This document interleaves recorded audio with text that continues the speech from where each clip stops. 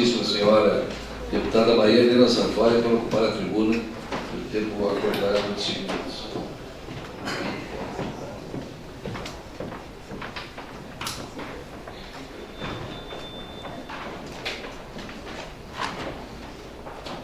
Excelentíssimo senhor Presidente da Assembleia Legislativa, deputado Pedro Westphalen, senhor Procurador-Geral do Estado, Dr.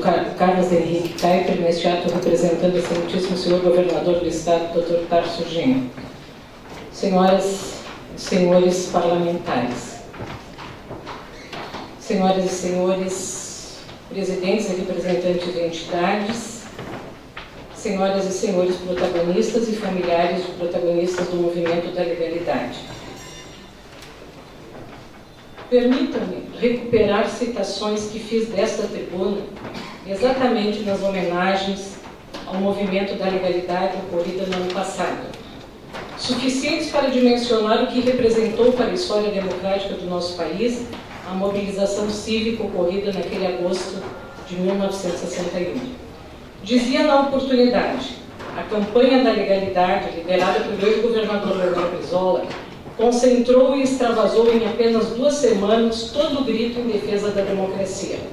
Sem dúvida, reside neste aspecto o grande legado do movimento, que colocou o povo nas ruas para ser protagonistas da sua história.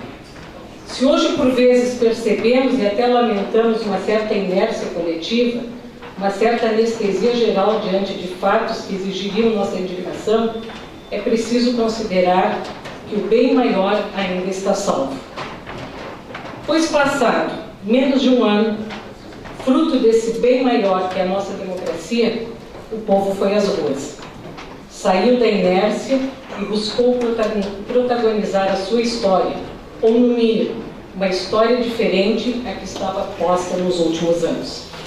Sem a liderança dos legalistas e também sem uma única bandeira de 52 anos atrás, de assegurar a posse de Jango, as manifestações que agora sacudiram o país indicaram um leque de justas reivindicações, das mais variadas cobranças.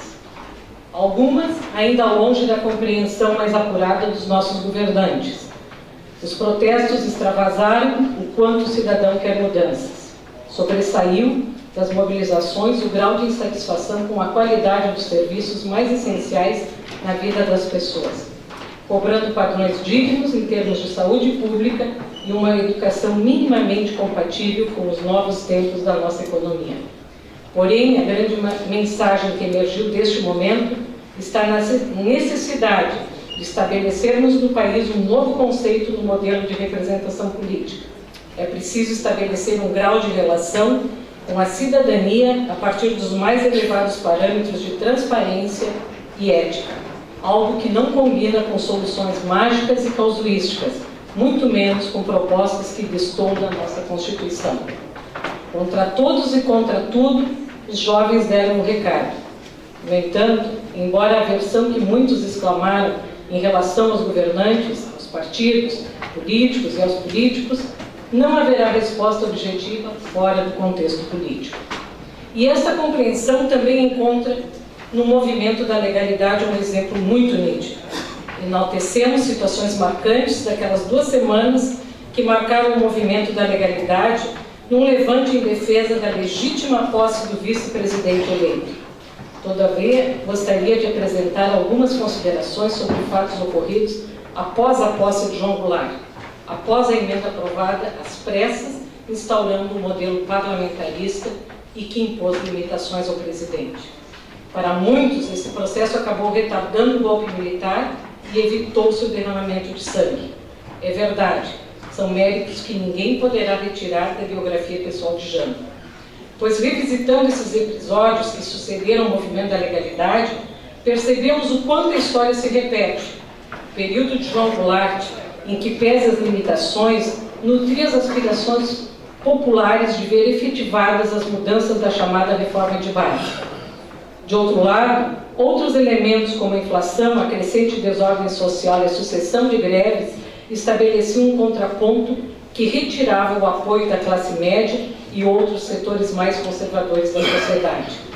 Em meio a esse contexto social, a partir da pressão das ruas sobre o Congresso, o Brasil lançou-se na ideia de um plebiscito sobre o sistema de governo. Assim ocorreu que, em 6 de janeiro de 63, a ampla maioria dos eleitores votou pelo fim do parlamentarismo. Cerca de 80% pediu a volta do regime presidencialista. Manifestações esta incapaz de impedir que as trevas do regime militar pousassem sobre a nossa história no ano seguinte. O que nos ensinou esse fato pós-legalidade e o que deixamos de aprender? Tínhamos um modelo parlamentarista de fato ou se tratava de uma anomalia que acabou estigmatizando para sempre este modelo de regime? Mesmo com o parlamentarismo capenga, não teríamos por este meio tido uma melhor transição que evitasse o golpe de 64? Sem dúvida, teríamos hoje inúmeras respostas e interpretações das mais variadas. Mas o que resta nítido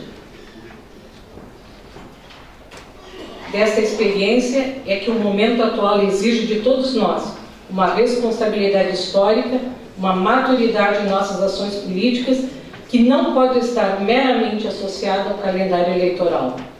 O momento não recomenda medidas apenas para dar uma resposta às ruas, sem a coerência de outros gestos. Não podemos agir apenas para amainar a febre do paciente, sem cuidar da real causa da enfermidade. Todos somos a favor da reforma política, até que se saiba qual a reforma proposta.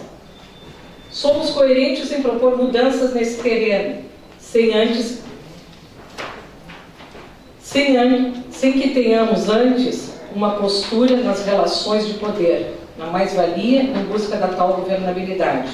Não há dúvida de que a população brasileira precisa de mais médicos, especialmente nas regiões mais distantes. Mas será que antes dessas medidas, nossos governos não deveriam ter respeitado os investimentos mínimos que a Constituição exige na saúde? Passe livre estudantil é consenso na sociedade, tanto que a bancada do PMDB agiu firmemente para que esse benefício chegasse a todos. Mas essa insatisfação das ruas decorreu da falta da isenção ou da precariedade do transporte público? Os protestos emergiram da falta de passe livre ou da ausência de uma educação de qualidade que recoloque o Rio Grande e o país no patamar que sempre orgulhou? Hoje, pela manhã, jovens estavam presentes na Assembleia Legislativa questionando a maneira como se procedeu na adoção de um novo modelo de ensino médio politécnico. O passe livre resolverá esses desafios? Enfim, são inquietudes, entre tantas outras, para as quais a cidadania brasileira agora despertou e para as quais busca uma resposta. Por isso, cabe a todos nós agirmos de maneira serena e responsável diante de passagens políticas da nossa vida, passagens históricas da nossa vida política. Quando os movimentos sociais são mais agudos e quando nossas instituições estão colocadas sob a pressão das ruas. Precisamos, portanto, recorrer aos exemplos históricos, como foi o movimento cívico da legalidade, para recolher sabedoria política e assim trilhar caminhos que venham sempre para fortalecer nossa democracia. Nesse sentido, queremos enaltecer o legado da campanha da legalidade, como uma fonte de inspiração e de permanente vigilância em defesa de nossas liberdades. Obrigada.